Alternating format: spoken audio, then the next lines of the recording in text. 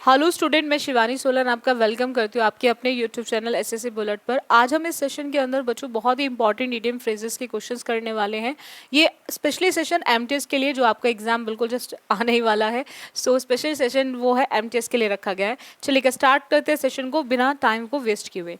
अगर हम बात करें फर्स्ट इडियम की, जैसे मैं आपको हमेशा कहती हूँ कि जब भी आप वोकैब को लर्न करो तो कोशिश किया करो कनेक्ट करके लर्न करने की, ठीक है।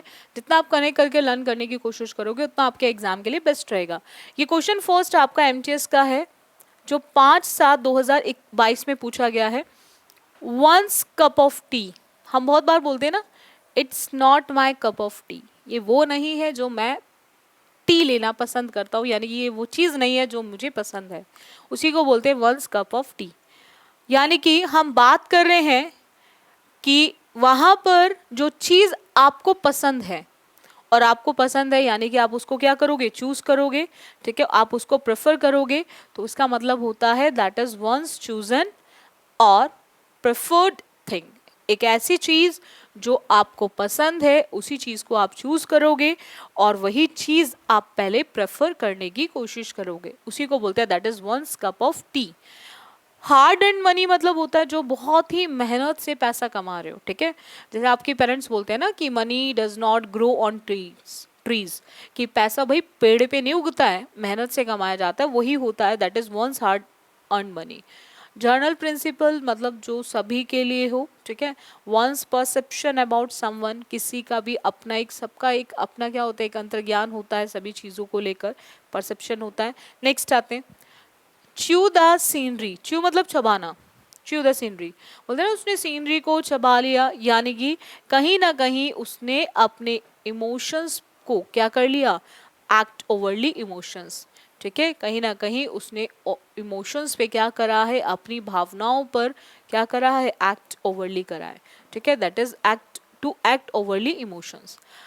अंडरस्टेट ब्यूटीफाई समझते हो, किसी भी चीज़ को निखारना। और मिसमैनेज मतलब जब आप चीज़ें आप गड़बड़ कर देते हो। ये क्वेश्चन आपके एमटीएस का ही है, जो 5/7/2022 में पूछा गया है। बहुत ही इंपॉर्टेंट ईडियम्स है जो आज हम इस क्लास में कर रहे हैं। हो सकता है इसी में से कुछ ईडियम्स आपके इस बार भी एग्जाम में आ जाएं, ठीक है। चलेगा, नेक्स्ट आते हैं। नेक्स्ट ईडियम है आपका ट्रिक्स ऑफ द ट्रेड।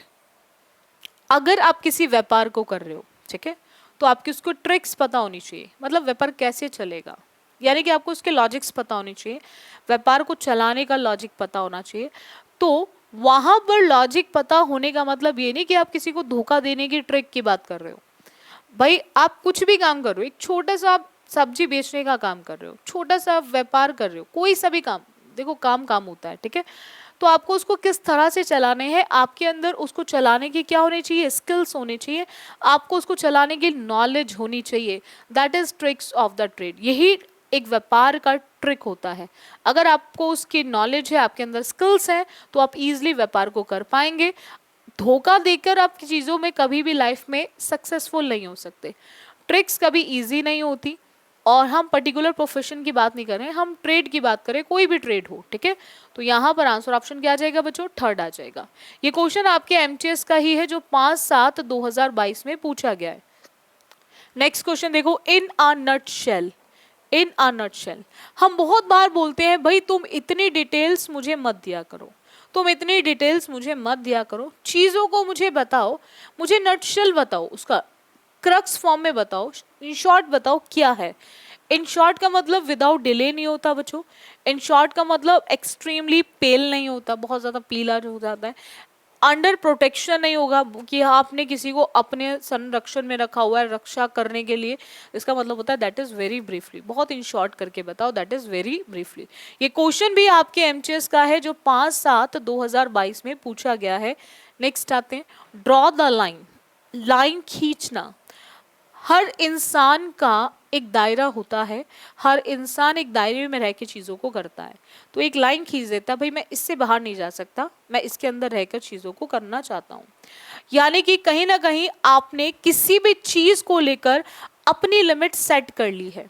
किसी भी चीज़ को लेकर, किसी भी चीज़ को लेकर आपने एक लिमिट को सेट कर लिया है, भाई मैं इस लिमिट से बाहर नहीं जाऊंगा, इस लिमिट के अंदर रह के काम को करूंगा, उसी को बोलते हैं ड्रॉ द लाइन। किसी भी लिमिट को सेट करना, accept someone idea to give second chance or to move on from a past relationship, तो इसका मतलब होता है to set a limit on something, जब आप किसी भी चीज पर आकर अपनी लिमिट को सेट कर दें, ठीक है, कि उस दायरे से आप बाहर बिल्कुल भी नहीं जाने वाले।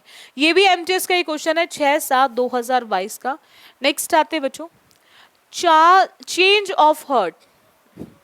चेंज ऑफ हार्ट समझते हो? चेंज ऑफ हार्ट मतलब क्या होता है कि जहाँ कहीं आपकी चीजें थोड़ा सा बदलने वाली हैं, चेंज ऑफ हार्ट, यानी कि कहीं ना कहीं आप चीजों को चेंज करने की बात कर रहे हो, तो चेंज तभी करोगे जब आप अलग अलग चीज़ों को देखोगे, अलग अलग आइडियाज़ को देखोगे, that is different opinion about someone और समथिंग, तभी हमारा मतलब होता है ना कि अंदर से चीज़ें चेंज होती हैं।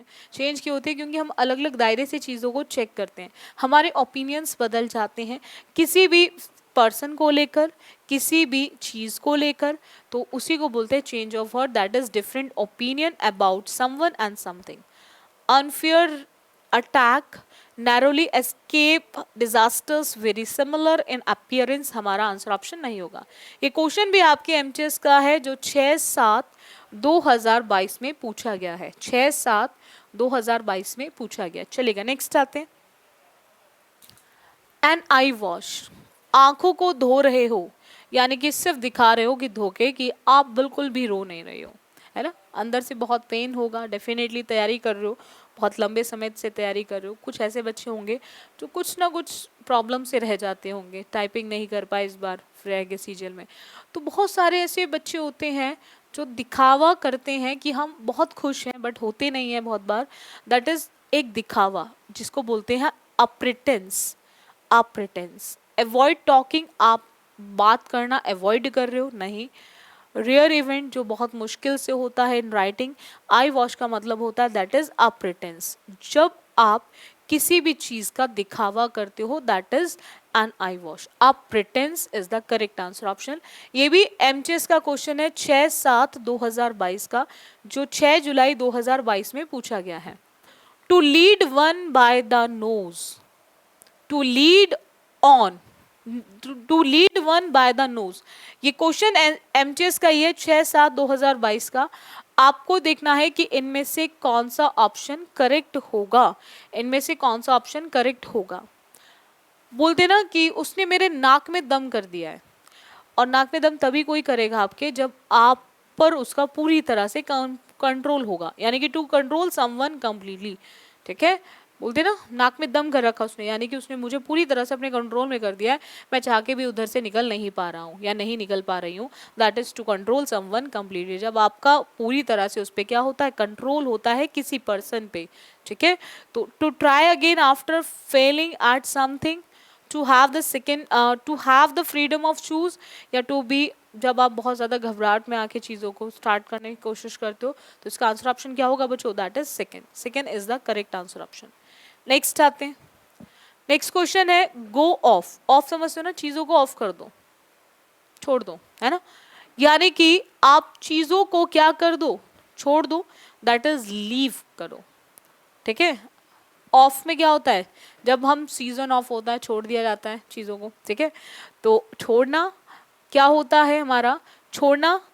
अब यहाँ पर गो भी आ रहा है, यहाँ पे क्या आ रहा है, गो भी आ रहा है, ऑफ का मतलब छोड़ना होता है, ठीक है, ऑफ कर दिया। लेकिन यहाँ पे गो के साथ साथ क्या आ रहा है, ऑफ भी, ऑफ के साथ साथ क्या आ रहा है, गो। तो यानी कि आप कहीं ना कहीं छोड़ रहे हो एक चलती हुई चीज को, that is stop working, that is stop working. जब आप कोई भी चलती हुई चीज को छोड़ रहे हो, दैट इज स्टॉप वर्किंग, आपने काम करना छोड़ दिया, चलते हुए काम को छोड़ना, that is stop working, go of. ये क्वेश्चन एमटीएस का है जो 7/10/2022 में पूछा गया है। चलेगा, नेक्स्ट आते हैं बच्चों। नेक्स्ट की बात करें,